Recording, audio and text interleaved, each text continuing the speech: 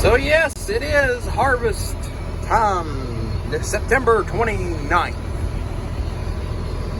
So we moved, there's 23 acres here at this farm.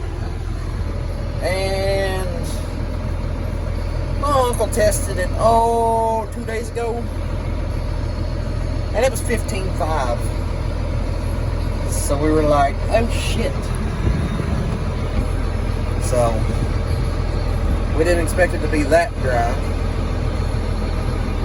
So we're starting. And no, we don't have an 8-row corn head to go with it. Because you know how hard it is to find an 8-row corn head that's not 200 plus miles away? Anyway.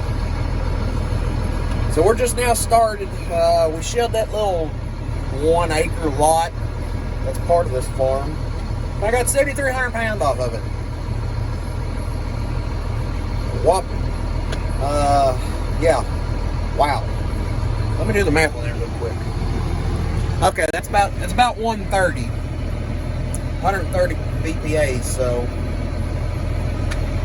of course that's just that little 1 acre section, I'd say.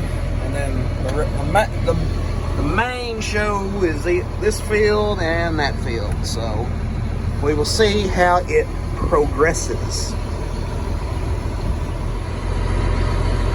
Alright, so we're busting up the end rows on the back field here. We did the front field and then a couple short rows. So now we're just busting up the end rows on this. It'd be nice if there was an 8-row head on it, but whatever. And it's,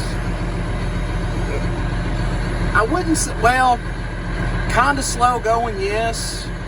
As far as grain coming through the combine, which there's the combine right there. But it's a little, I don't know, it's a little bit more busier than soybeans. But it kind of feels like soybeans. So, I don't know.